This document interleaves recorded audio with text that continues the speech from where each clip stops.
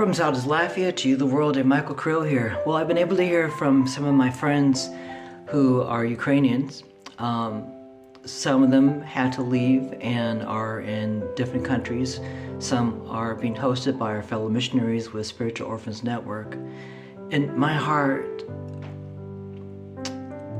literally is ripped for them to be forced out of your home before your home is destroyed or captured or whatever is going on, to drive, all day, all night to get to a different country, or to hear stories of you park your car and you walk to the border of a different country and then you're waiting to get into this other country, or you have to say goodbye to your father, who is of fighting age and he cannot go with you. He's got to stay behind and defend his country.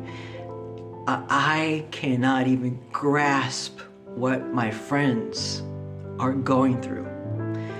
Or to read how some of my pastor friends in Ukraine are having church today. They're going to have church.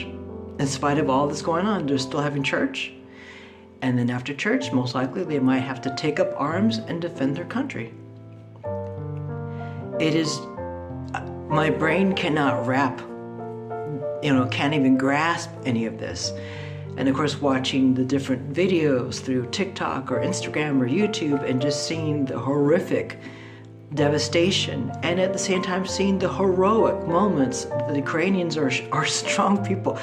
You watch them and you're watching grandma with a gun saying, "You ain't taking my country." This one lady went up to the soldier and chewed him out, saying, "You are not welcome in my country. You will be buried in my country and you'll be dirt." You're just watching this lady. She has no problems standing up to Russians, as well as their leader, the Ukrainian president. He has got sorry, almost said it, but he does. He's got blanks of steel.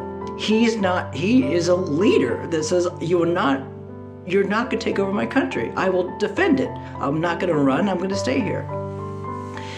And having said all that, I also want us to remember we need to separate the Russian people from the Russian government. Many Russians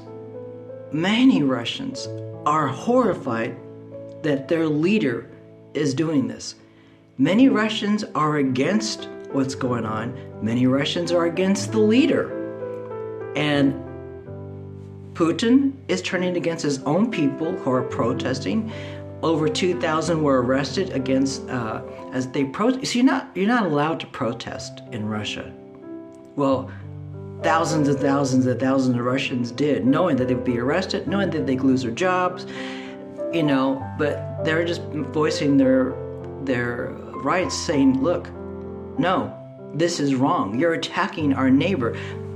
Some of us are related, So we need to just also, not look at Russia as a whole and bad Russia, No, understand, Russian people, majority of them, this is not what they want. They're against it.